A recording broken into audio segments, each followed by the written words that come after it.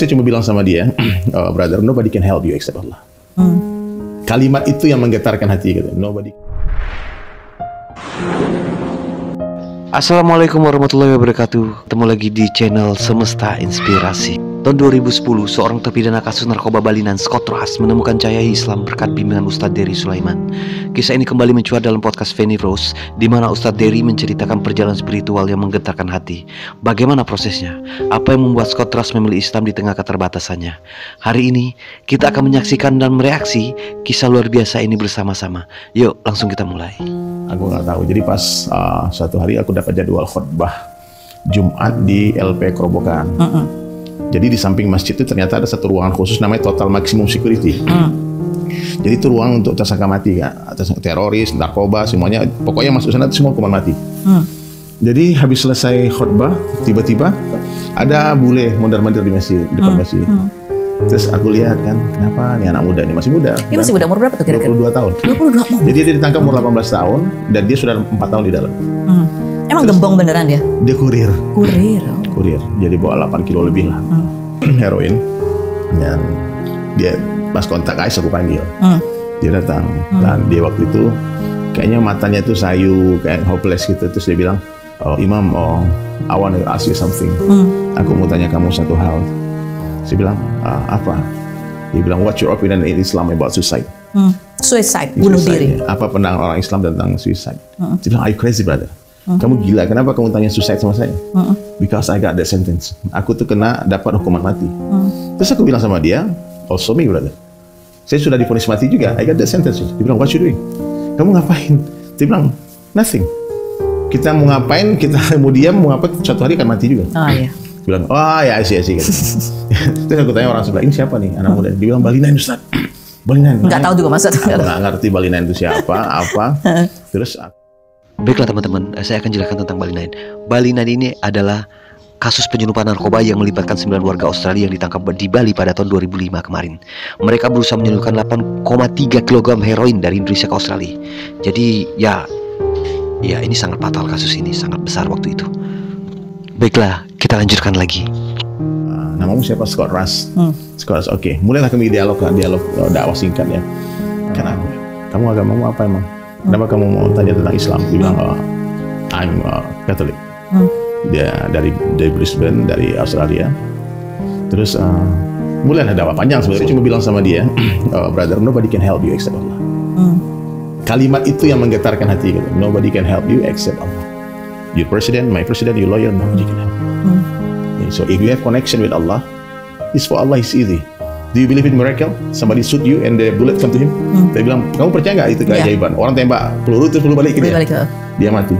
Dia bilang, yes, I believe in miracle. dia percaya. Yeah, I believe in the power of God. Okay, brother, do you know about what you know about Islam? Apa yang kamu ketahui tentang Islam? Dia bilang apa?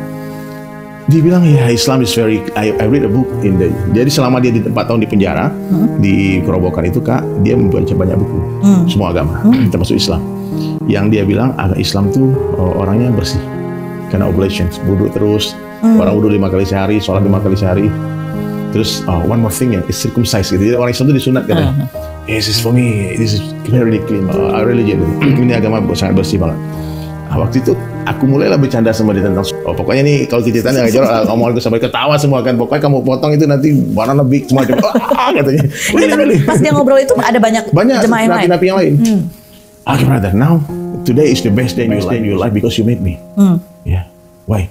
Because you, I will give you the best password to enter heaven. Syahadat maksudnya. Yeah. You trust me, brother. You look at my eyes. You trust me. Insya Allah will help you.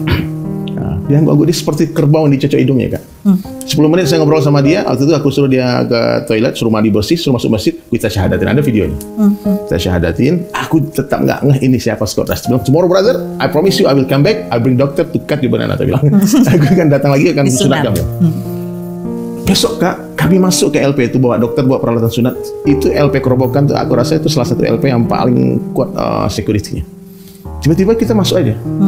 Kita masuk, dipersilakan masuk, itu nggak diperiksa. Dan kita sunat di dalam masjid, di ruang khusus di masjid itu. Aku pulang. Besok heboh semua berita headline di Australia, Scott Rush converting Islam. Orang cari siapa nih biang keroknya nih? Saya bilang orang semua wartawan minta videonya gimana proses syahadatnya, gimana proses sunatnya, bahkan video sunatnya pun ada. Terus saya bilang, aduh, aku udah menghindar dari kamera-kamera ini semua karena fokus belajar agama, tiba-tiba harus berwawancara sama media.